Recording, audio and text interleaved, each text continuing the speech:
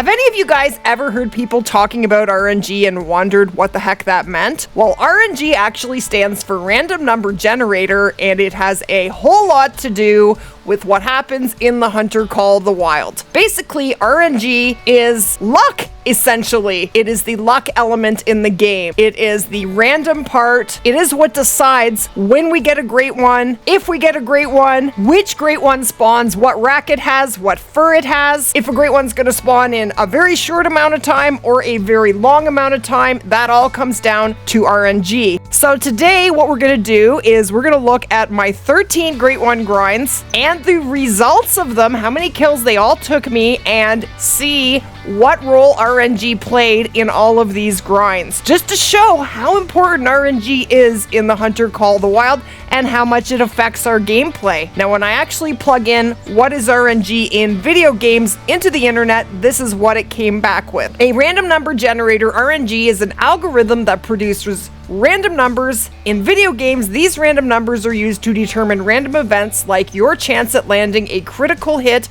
or picking up a rare item. Random number generation, or RNG, is a defining factor in many modern games. They're the reason why you always meet unique Pokemon, why items in Mario Kart are different each time you pick them up, and why you randomly find super cool treasure or not in Diablo.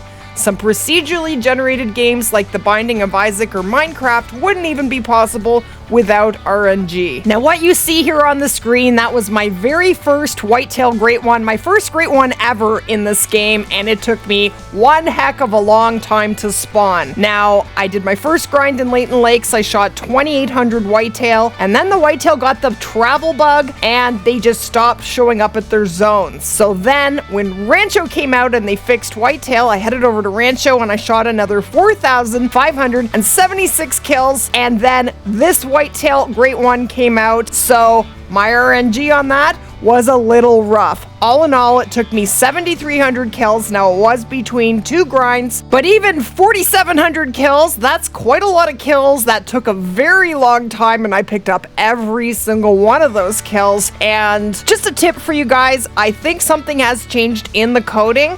So if you are actually not picking up your kills and doing a great one grind, you're still going to get crazy trophies, you're going to get diamonds, you're going to get rares, you might even get super rares, but it is definitely going to hurt your chances of spawning a great one. They don't seem to be spawning very often when people are not picking up their kills. Now, I'm not saying it's impossible, but just looking on at everything that's going on with different people's grinds, it sure seems like people who aren't picking up their kills, it's taking a terribly long time in order to get their great ones. So that has to do with coding, and I say pick up your kills. If you're going to go through all of this work, just do it the right way and give yourself the best chance at getting your great one. Guys, let me know in the comments if you have done a grind and what your longest grind was and your shortest grind was. I would absolutely love to know. So then the Red Deer great one came out, and of course we headed over to New Zealand, AWAROA, to do a Red Deer grind. So in my first Red Deer grind, and I'm going to tell you my strategy for all these grinds, I shot absolutely everything. Everything with antlers died, every level of male died, same with my whitetail great one. Now, this grind took 4,347 kills, so not the greatest RNG. That is a very, very long grind. And for the record, I messed it up. I ended up with a gold, so that is very depressing. So I actually headed right back out that night and started grinding again, and I actually managed to get 5 more Red Deer great ones with varying results, but every single grind after that one got shorter. So after that first whitetail and Red Deer grind, I decided not to shoot everything, but what I actually did was shoot the 5s and above with Red Deer. That was the most I did for herd management. I didn't even know what stacking was back then. I just decided not to shoot the 4s and below, and that was the strategy I used for the rest of my Red Deer grinds. Now, the second Red Deer great one, which was the first one I actually got a full score for, he took much less, 2,200 kills, 2,187, something like that, but literally half the time it took me for the first Red Deer great one. And look at him, isn't he stunning right up close? Whenever I spawn a great one, my goal is to get as close to that thing no matter what weapon I'm using, because they are something to see up close. And then after an update that completely reset Red Deer, we headed over to Quattro to just find my Red Deer zones, and I actually found my very first and only initial spawn Red Deer great one. Initial initial spawn any great one. And let me tell you, I was completely shocked. Now, I don't even know if initial spawn great ones are in the game. I would think that if they were, that we would be seeing them all over social media when great ones come out, but we really aren't lately. So I don't know if they're a thing in the game. If you guys are still getting initial spawn great ones, definitely let me know in the comments below if that's happened to you recently,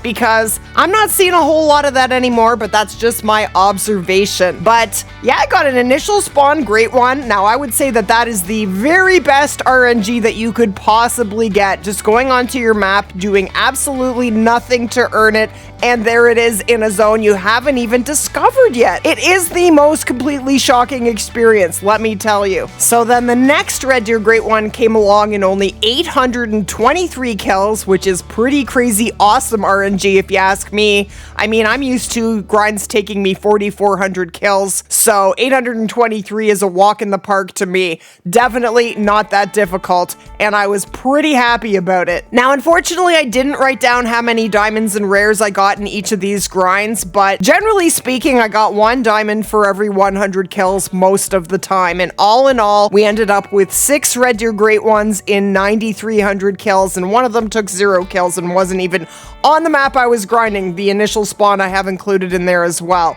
So I think that is pretty great. I am very, very happy with that. Yes, 9,300 kills is a lot of kills, and we did that over the course of 3 or 4 months. It didn't happen overnight, but if you do the math on that, that's about 1,500 kills per great one, and that is pretty awesome RNG if you ask me.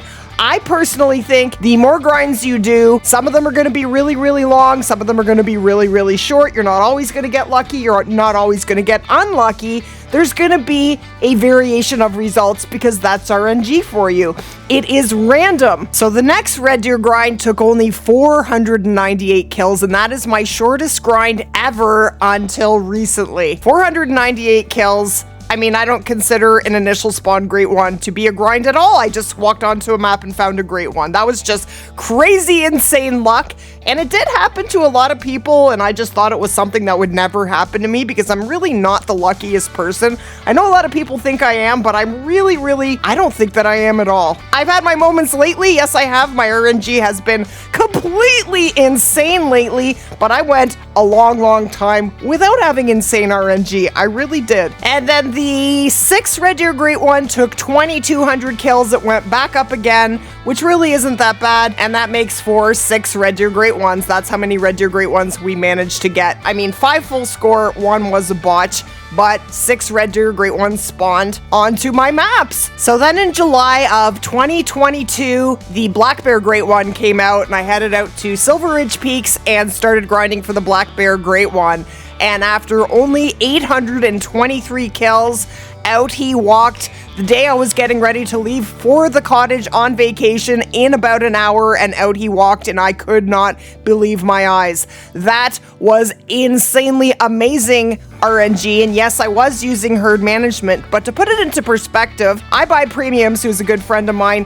He is also using herd management, and his first Black Bear Great One took him 6,000 kills just to spawn one. Now, he spawned a whole bunch very quickly after that, but his first bout of RNG with the Black Bear Great One was rough. But at the same time, when he went out and grinded for the Moose Great One, he ended up with 3 in under 800 kills without using herd management, and it took me 1,135 kills just to spawn 1 Moose Great One. So we're all going to have very different RNG. We're all going to have different experiences, and like I said before, the more grinds you do, the more varying results you're going to have with the luck of RNG. So that was the only Black Bear grind that I did. The Black Bear grind is actually a lot tougher now that black bears drink at night. We don't have Mule Deer Outpost as the Black Bear honeypot, basically, and so it is a much harder grind now. We are going to be going back and doing black bears in the near future.